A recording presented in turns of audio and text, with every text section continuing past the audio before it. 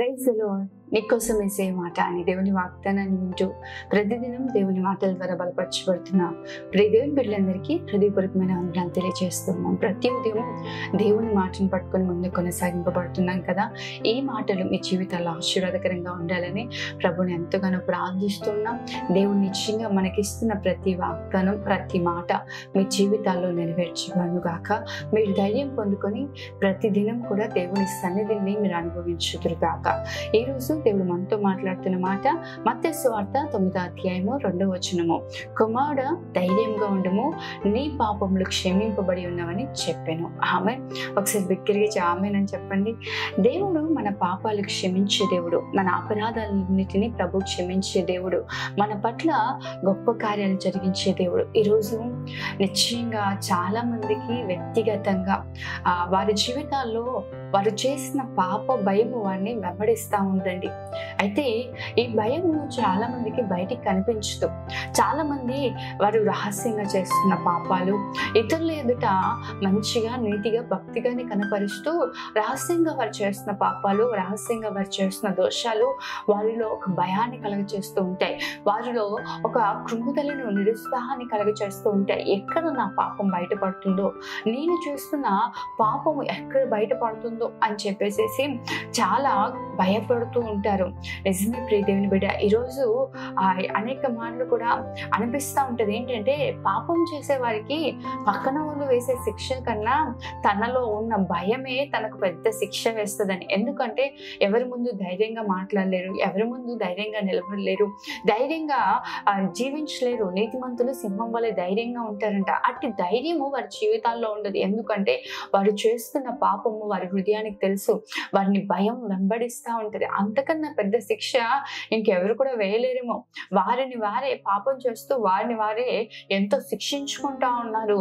వారి ధైర్యాన్ని కోల్పోయి పిరికితనంతో ప్రతిసారి తమ్ముని తాము కాపాడుకోవడానికి, తమ్మును తాము మంచివారిగా రుజువుపరచుకోవడానికి ఎన్నో రకాల భయంకరమైన పనులు చేయాల్సి వస్తుంది. భయంకరమైన పరిస్థితులు ఎదుర్కోవాల్సి వస్తూ ఉంటది.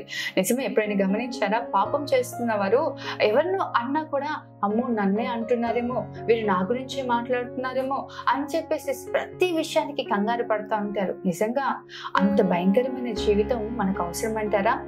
అంత ఆ భయాన్ని పెట్టుకొని జీవిస్తూ మన జీవితంలో ప్రతి విషయంలో భయపడుతూ ఎక్కడ నా పాపం బయటపడుతుందో అని చెప్పి అలాంటి జీవితం మనకు అవసరం లేదు. ప్రియ దేవుని బిడ్డ, యథార్థంగా జీవించండి, నీతి కలిగి జీవించండి, పాపాన్ని విడిచిపెట్టండి. నిశ్చయముగా దేవుడు మనని పరిశుద్ధపరిచే దేవుడు. ఈరోజు ప్రభు మన అందరితో కూడా మాట్లాడుతూ ఉన్నాడు. ఆయన మన పాపాలను క్షమించే దేవుడు. మనుష్య కుమారుడికి మన పాపాలు క్షమించుటకు అధికారం అప్పగింపబడిందంట. అయితే పాపం చేయటవాడి కంటే అతిక్రమము దాచిపెట్టేవాడు వర్తిల్లడు, కానీ ఒప్పుకొని విడిచిపెట్టేవాడు కనికరం పొందుతాడంట. ఈరోజు ప్రభు పాద సన్నిధికి రా ప్రియ దేవుని బిడ్డ. నిశ్చయంగా నీ పాపం ఒకసారి దేవుని సన్నిధిలో రహస్యంగా నువ్వు చేస్తున్న పాపాలు, నీ హృదయాంతరంగంలో ఉన్న దోషాలు దేవుని సన్నిధిలో ఒప్పుకొని విడిచిపెట్టు. ప్రభువా, నీవు కొంతమంది జీవితాల్లో చూస్తూ ఉంటాం. వారు చేసే పాపం నుంచి వారికి బయటికి రావాలని, వారి జీవితంలో వారికి ఉన్న వ్యసనాల నుంచి, బలహీనతల నుంచి బయటపడాలని ఆశ ఉంటుంది. కానీ ఎన్నిసార్లు ఆ పరిస్థితిని జయించాలనుకున్నా అక్కడికి రాగానే, ఆ సిచ్యువేషన్ వారి లైఫ్లోకి రాగానే ఆ బలహీనతను జయించలేకపోతున్నారు. నిజమే. ఈరోజు మీకున్న ఆ పాపపు జీవితాన్ని, మీ వ్యసనాలను, బలహీనతలను జయించడానికి మీ శక్తి సామర్థ్యాలు సరిపోవు. కానీ ప్రభువు మిమ్మల్ని ఆ సమస్యలన్నిటి నుంచి కూడా విడిపించగలిగిన దేవుడు. మీ పాపములన్నిటి నుంచి కూడా విడిపించి మీ బలహీనతలపై మీకు జయం అనుగ్రహించగలిగిన దేవుడు. ఈరోజు ప్రభు మనతోనే మాట్లాడుతున్నాడు. ప్రియ దేవుని బిడ్డ, అది ఏదైనా సరే, వ్యర్థమైనవి చూస్తున్నావో, వ్యర్థమైనవి వింటూ ఉన్నావేమో, వ్యర్థమైనవి చేస్తూ ఉన్నావేమో, హృదయంలో వ్యర్థమైన ఆలోచనలు, తలంపులు కలిగి ఉన్నావేమో, ప్రభు పాదాలు పట్టుకుని ప్రభువా, ఈ భయంకరమైన ఈ అలవాటు నుంచి నన్ను విడిపించు. నేను బయటికి మంచిగానే కనిపిస్తున్నాను కానీ నా హృదయంలో నేను కృంగిపోతా ఉన్నాను అని చెప్పి బాధపడుతున్నావేమో. ఈరోజు ప్రభు పాదాలు పట్టుకున్న ప్రభువుని బ్రతిమలాడు ప్రియ దేవుని బిడ్డ. దేవుడు నిశ్చయంగా నీ పాపములన్నిటిని తొలగించే దేవుడు. మన పాపములు రక్తము వలె ఎర్రనివైనను ఆయన తన రక్తాన్ని ప్రోక్షించి హిమము వలె మనని తెల్లగా పరిశుద్ధంగా మార్చే దేవుడు. తూర్పుడికి పరమట ఎంత దూరమో అంత దూరంగా మన పాపాలను దేవుడు విసిరివేస్తాడంట. మరి ఎన్నడూ కూడా ఆయన మన పాపాలను జ్ఞాపకం చేసుకోడంట. కాబట్టి నిశ్చయంగా ప్రియ దేవుని బిడ్డ ధైర్యం కలిగి జీవించాలి. నువ్వు ధైర్యంగా ఉండాలి అంటే పాపం నీ హృదయంలో ఉండకూడదు. పిరికితనం పోవాలి, భయం పోవాలి అంటే పాపం నీ హృదయంలో ఉండకూడదు. నిశ్చయంగా అట్టి రీతిగా కనుక మీరు జీవించగలిగినట్లయితే ధైర్యం కలిగి ఉంటారు. ధైర్యము మీరు ఆటోమేటిక్గా మీరు పొందుకుంటారండి. ఎవరో వచ్చి మిమ్మల్ని ధైర్యపరచడం అవసరం లేదు. ఏ హృదయంలో అయితే పాపం ఉండదో, ఏ హృదయంలో అయితే రహస్య పాపాలు ఉండవో వారు ఎప్పుడు కూడా ధైర్యంగా ఉంటారు. కాబట్టి నిశ్చయంగా ప్రియ దేవుని బిడ్డ ధైర్యం కలిగి జీవించాలంటే మిమ్మల్ని మీరు పరిశుద్ధంగా కాపాడుకోండి. మీ పాపాలు ప్రభు సన్నిధిలో ఒప్పుకొని విడిచిపెట్టండి. మీ బలహీనత దేవుని హస్తాలకు అప్పగించండి. నిశ్చయంగా మీరు ధైర్యం కలిగి నివసించుదురు గాక. ఆమేన్. ప్రార్థన చేసుకుందాం. మహోన్నతుడైన తండ్రి, సర్వశక్తి మంత్రుడైన దేవ, సర్వాధికారి నీకే వందనాలు, స్తోత్రాలు ప్రభా.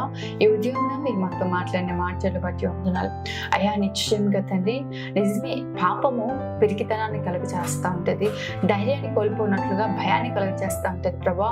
అయా ఏ విధంగా ఆ పక్షవాయువుకి కలిగిన వ్యాధి కలిగిన వ్యక్తిని అయా అతని పాపములు క్షమించబడి నువ్వు కుమారుడు ధైర్యంగా ఉండమని ఎలా అయితే మాట్లాడావు, అట్టి రీతిగా ఈరోజు నీ బిడ్డలు ఎంతమంది అయితే నీ సన్నిధిలో వారి పాపాలు ఒప్పుకొని అయా నీ సన్నిధిలో ప్రార్థిస్తున్నారు.